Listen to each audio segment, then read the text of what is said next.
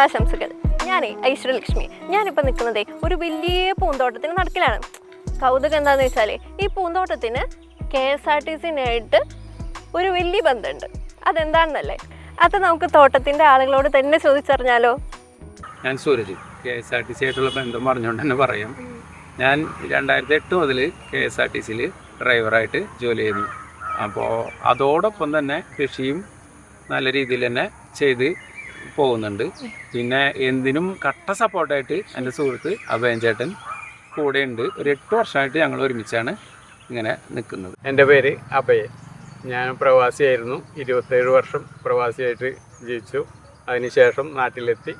ഇപ്പോൾ എൻ്റെ ഫ്രണ്ട് സുരാജായിട്ട് നല്ല രീതിയിൽ ഹൈടെക് രീതിയിൽ ഞങ്ങൾ കൃഷി ചെയ്ത് വന്നുകൊണ്ടിരിക്കുന്നു.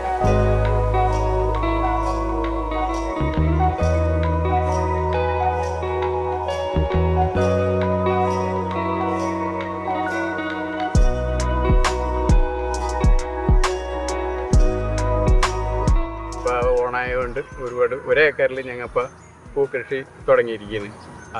ഇന്നിപ്പോൾ നിലവിൽ MLA എല്ലാവരും വന്ന് ഉദ്ഘാടനമൊക്കെ കഴിഞ്ഞ് വളരെയധികം ഹാപ്പിയിൽ മുമ്പോട്ട് പോയിക്കൊണ്ടിരിക്കുന്നു.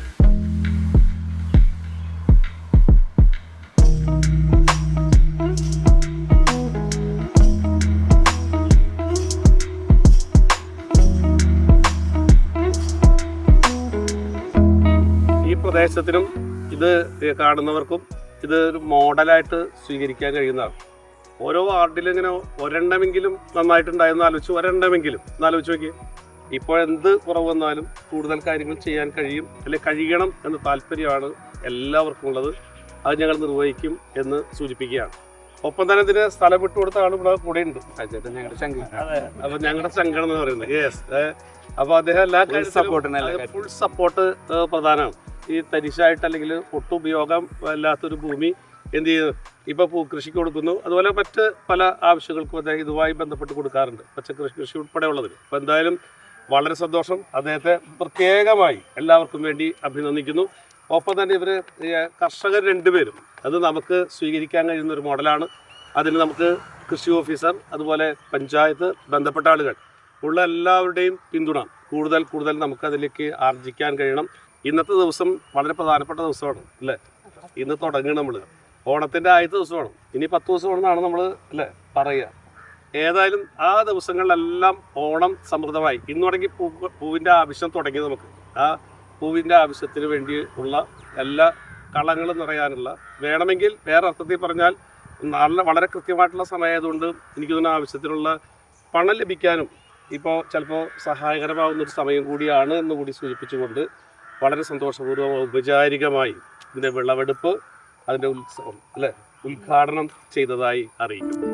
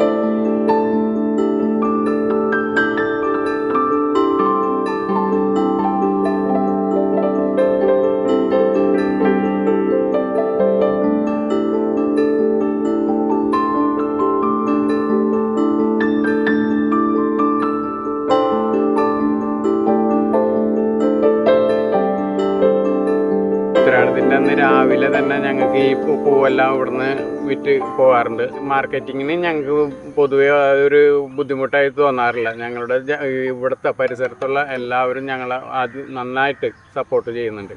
അതുകൊണ്ട് പിന്നെ എന്തൊരു സാധനം ഞങ്ങൾ ഇപ്പോൾ കക്കിരി ആയിക്കോട്ടെ, വെള്ളരി, പടവലം, ഇതെല്ലാം ഞങ്ങൾ കൃഷി ചെയ്യണം. ഇനിയിപ്പോൾ അടുത്തതായിട്ട് ഇതിന് ശേഷം നമ്മൾ ചെയ്യാൻ പോകുന്നത് മൊത്തം ശരിയാണ്. ഈ സ്ഥലത്ത് മറ്റേ മെയിനായിട്ട് പൊട്ടുവെള്ളരിയാണ് നമ്മൾ ചെയ്യുന്നത്. അതോടൊപ്പം തന്നെ തണ്ണിമത്തനുണ്ട്, ഷമാമുണ്ട്. തണ്ണിമത്തൻ ഒരു 3 ടൈപ്പ് ഇടാറുണ്ട്.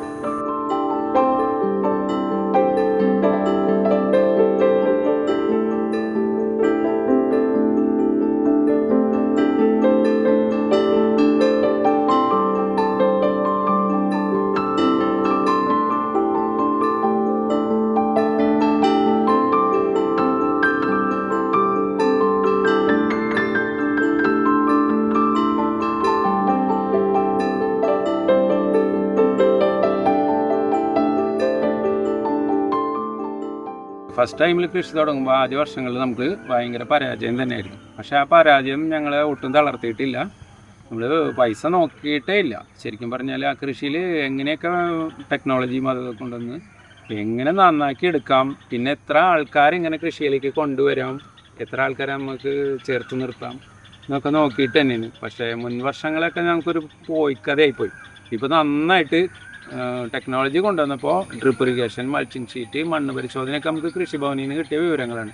പിന്നെ അവരുടെ ഭാഗത്ത് നല്ല സപ്പോർട്ടാണ്. എന്തെങ്കിലും പറഞ്ഞു കഴിഞ്ഞാൽ അപ്പോൾ അവർ വന്ന് നോക്കും. ഞങ്ങൾ 2 കൃഷിഭവൻ്റെ കീഴിലാണ് കൃഷി ചെയ്യുന്നത്, എസ്എംപുരവും ഇടവിലെന്നും. ഈ 2 കൂട്ടരും കൂടാതെ നമ്മുടെ പഞ്ചായത്ത് പ്രസിഡന്റുമാർ, പിന്നെ MLA ഒക്കെ നല്ല സപ്പോർട്ടാണ്. അവർക്കിവിടെ വരാനും ഇത് കാണാനും ഇപ്പോൾ ഈ പൂക്കൃഷി തന്നെ കാണാനും ഒക്കെ ഭയങ്കര സന്തോഷമാണ്.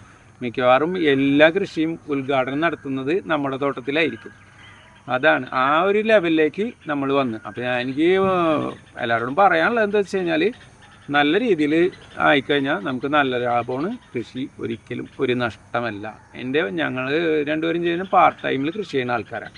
എന്നിട്ട് ഞങ്ങൾക്ക് ഇത്ര ഏണിങ്സ് കിട്ടുന്നുണ്ടെങ്കിൽ ഫുൾ ടൈം ചെയ്യുന്നവർക്ക് എന്തുകൊണ്ട് ആയിക്കൂടാ? വെറുതെ അവിടെ പോയി എന്നുള്ള സമയം കളയുന്നതിലും ഭേദമല്ലേ ഇങ്ങനെ കൃഷിയിലേക്ക് വന്നാൽ. അതൊരു നാടിനൊരു വളരെ ഉപകാരം.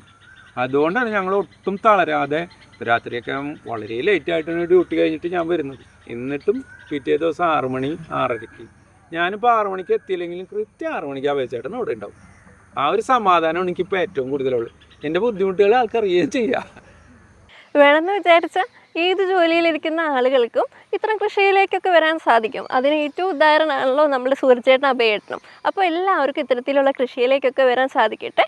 ഒപ്പം എല്ലാവർക്കും എൻ്റെ ഹൃദയം നിറഞ്ഞ ഓണാശംസകൾ.